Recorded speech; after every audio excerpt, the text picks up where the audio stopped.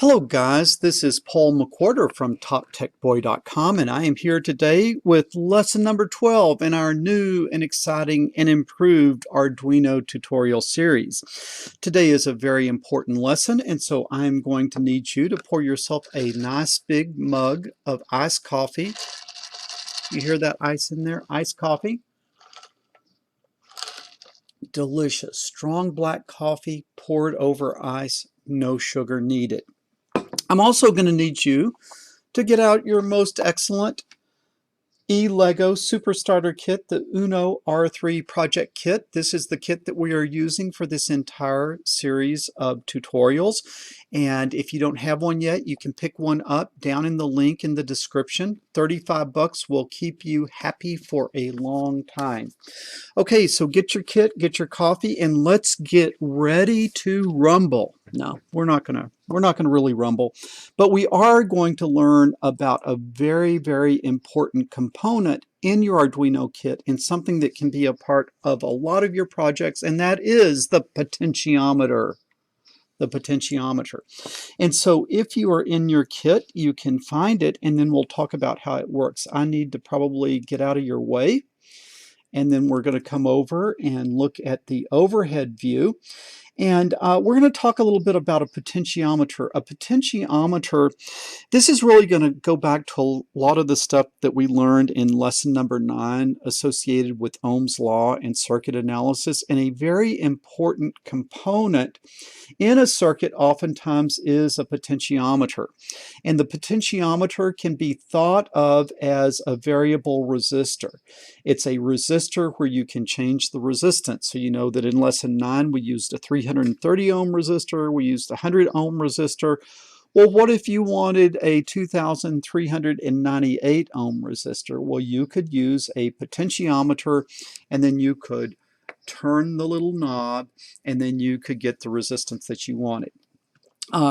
This is the one that comes in your eLego kit. It looks like this. Okay, it's got 3 legs, 2 on this side and then 1 on that side. You can see that it's kind of like 2, if I can get it spun right here where you can see it, it's like 2 on the outside and then 1 in the middle, 3 legs. One thing, all potentiometers have 3 legs. This one has a nice little knob that you can turn, and then also the knob comes out and you can deal with it just like this. It has little pins so that you can plug it into your breadboard, okay? And I'm going to put the little knob back in because that allows you to turn it.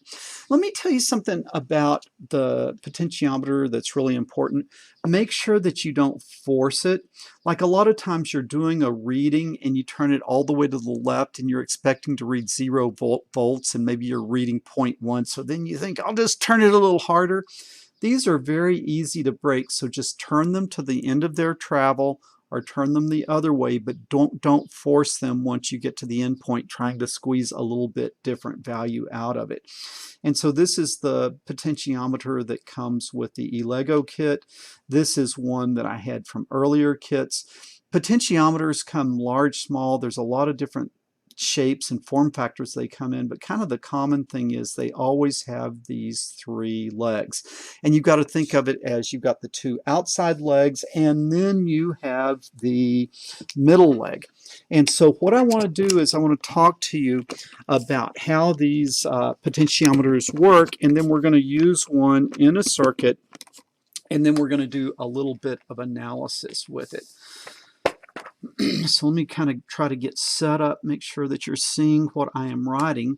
And so let's say that this is the way that you should think of a potentiometer. I'll just kind of draw it as a black box. And then you've got the 2 outside leads like this.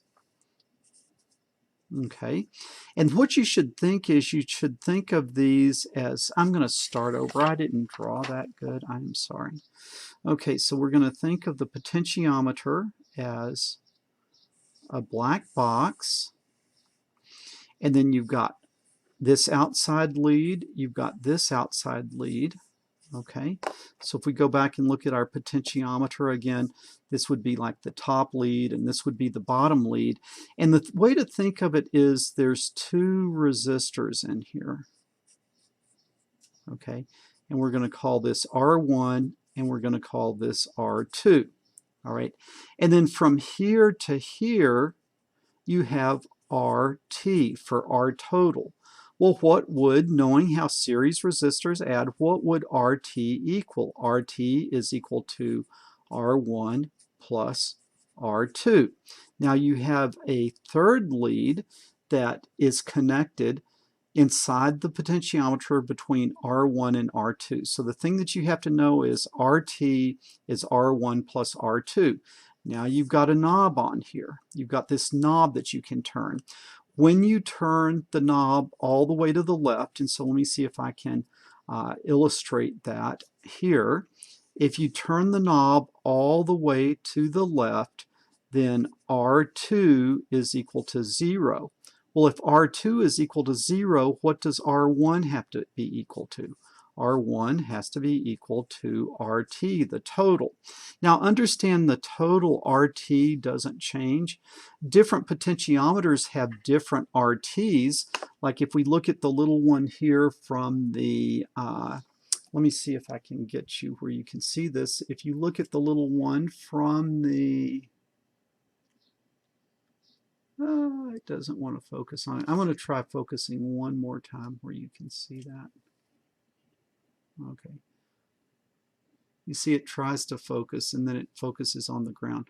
It's labeled 10K. Maybe you saw that. So the total resistance from the two outside leads is 10K. On other potentiometers, it might be 1K or 5K or 100K, but this one is 10K. 10K ohms. I should be more specific. All right. So if I turn the potentiometer all the way to the left, R2 is going to go to 0, so R1 has got to go to RT. All right. What if I turn the knob, right, the little knob on top, what if I turn it all the way to the right? Well, if I turn it all the way to the right, the opposite happens. R2 is equal to RT, and R1 is equal to 0. Now, in this case, for this particular potentiometer, right, that's 10K ohms, and that's 10K ohms. All right. What happens then if you turn the potentiometer in the middle? Well, in that case, R1 is going to be equal to about 5K ohms, and R2 is equal to about 5K ohms. So 5 plus 5 is 1. What if you have it almost all the way to the left? Well, in that case, maybe R2 is equal to 1K and R1 is equal to 9K ohms and ohms. All right, so you see the way this works. R1 and R2 always add to RT, but as you turn the knob, you can change how much of that RT ends up as R1 and how much of the RT ends up as R2. So R1 and R2 are constantly changing as you spin the knob, but always the total is going to be the 10K or whatever it is rated at. So let's do a little circuit analysis and let's just think about this. Let's put 5 volts across it. 5 volts, so we'll call Vs is equal to 5 volts. And then we're going to come and I'm going to try as best I can to draw this. And then I'm going to have an R1, I'm going to have an R2, and then I'm going to come back and then this is that third lead. Okay, so let's go back and see. Okay, do you see those two leads? Those are the out, maybe I should turn it this way. Okay. You see those two leads, those are the top and bottom. And then here you see the middle one, that's the one that comes out here. We're going to call this R1. We're going to call this R2. And let's call this V out. This is the voltage out. This is the voltage that we measure from the center, center connector. Well, let's think here. Let's think. What could we calculate? We could calculate the current through this potentiometer when it is connected to 5 volts. Remember the form of Ohm's law? V is equal to I times R. That's the one you start with. But here we're really wanting to calculate I. So we're really wanting to calculate I. So we're going to divide both sides by R. And then what we find is I is equal to V over R. All right, in this case, V is 5 volts. The source is 5 volts. And then the resistance is this rated resistance of the entire thing, which doesn't change, which we said is 10K, which we will write here as 10,000. All right, so now I can calculate the current using the calculator. I have 5 divided by 10,000, and that is going to be 0.5 milliamps. 0.5 milliamps. We could also write that as 0.5 e to the minus 3 amps. 0.5 milliamps or 0.5 e to the minus 3 amps.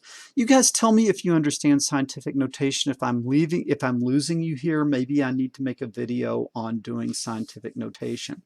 But what did we just figure out? We just figured out the current in this device is always going to be I is equal to 0.5 milliamps.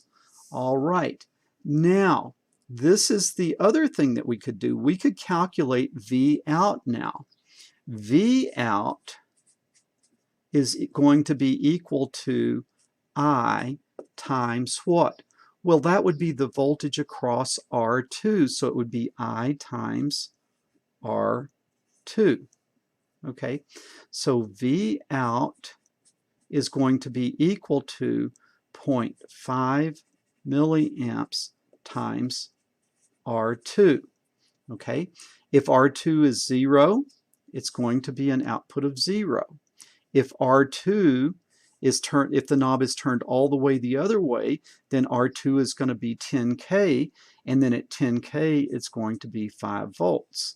If it's in the middle, then it's going to be 5K. 5K times 0.5 milliamps, that's going to be 2.5 volts. And so what you can see is the output voltage of this potentiometer is going to go from 0 to 5 volts, depending on whether you're turned all the way to the left or all the way to the right. And so what these are used for is they're really clever little things that can be used as almost like controlling the brightness of an LED or setting the volume. They're knobs that allow you to put kind of like input into the circuit. So let's build a quick little circuit here. Let's build this circuit that we just saw.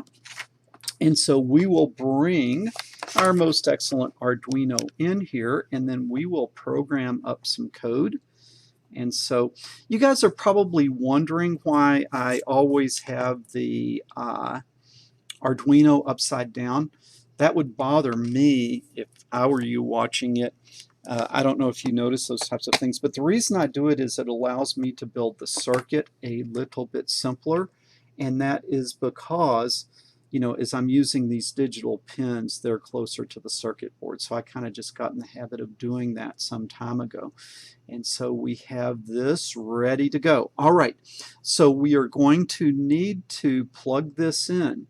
Now the problem is, if you look at those leads, if I plugged it in like this, that's kind of neat, but it goes from the top row to the bottom row. I can't connect to it because it's covering up the holes. If I connect it like this, the problem is that I have 2 of the pins in a common column and they are going to short out. So I need to plug it across that center trench, and when I plug it across the center trench, everything is going to work. Now I'll try to show you here. Do you see those 2? Oh, I wish I had a better focusing camera here. Let's see if we can focus that. Absolutely no focus at all. Let me try it one more time. Okay, good focus. Okay, so do you see that those 2 outside leads are in different columns, so they're not connected together. And then this center lead is in its own column, so we can connect to it. So now I'm going to go ahead and press it down. If you have the eLego one, you've got to kind of press hard, but it will go in. Okay, so let's look at this. That first outside one needs to go to 5 volts. We're not going to be switching the 5 volts, and so it can go just into the 5 volt output on the Arduino. So I connect in the same column as that first outside lead, and then I come over and I connect to the 5V. The 5V, you got to look kind of carefully. It's easy to get in the wrong one. The 5V output, okay. And now the other one, and let me make sure you can see, the other outside lead is going to go to G and D. Right, let's look. You see, top of R1 goes to 5 volts. The second outside goes to the ground, or the minus. Okay, I've got that. Now, if you look at this, what are we going to do with the center lead? We're going to measure the voltage out of that. So we're going to take that. Remember from the last lesson, how do we measure voltage? With an analog pin. So we're going to connect that center tap that we want to measure the voltage, and I'm going to put it on A2.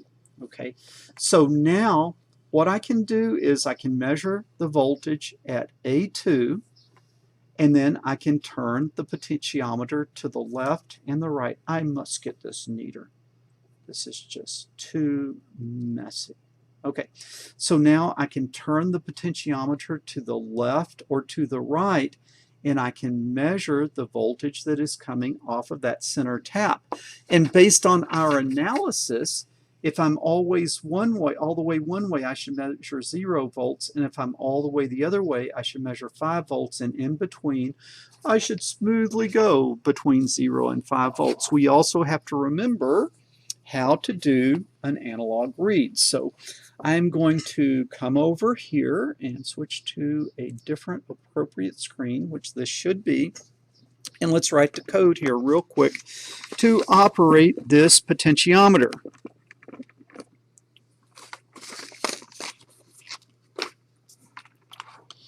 All right, I am going to set up my variables. Well, what's the first variable I need? I am using a pin, and what did we say? We are using pin A2.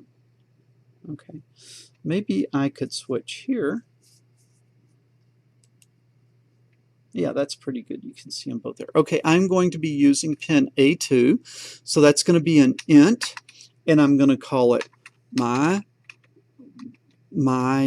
volt pin, and my volt pin is A2. That's a little bit long of a variable, but that's okay. I'll use it anyway. My volt pin is A2. Now I'm going to be reading a value from the potentiometer. That's going to be an int, so that's going to be read val, and that is going to, I'm going to read in read val, so I'm going to declare it, but I'm not going to put a value in it up there to begin with. And remember, when you read an analog value on the Arduino, you don't read a voltage, right? You don't read a number between 0 and 5. You read a number between 0 and 1023, and we have to convert that number to a real voltage. And so besides read val, then we need another int. And what did we call this? We called this R2. What would the voltage across R2 be? Let's call it V2. That's pretty good. Capital V2.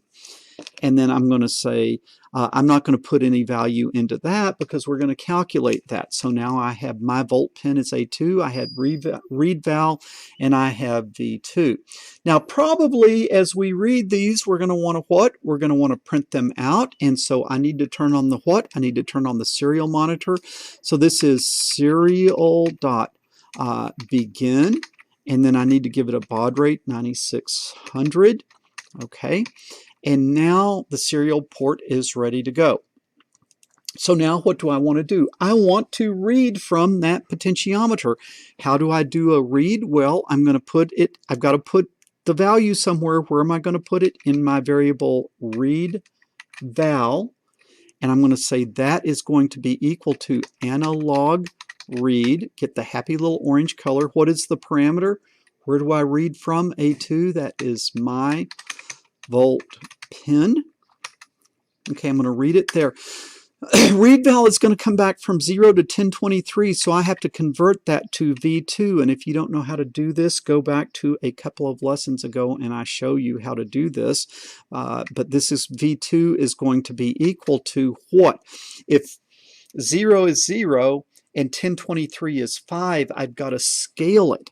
And so this would be 5 divided by 1023, and V2, oh my goodness, V2, the voltages are in between values. Why didn't you guys yell at me here?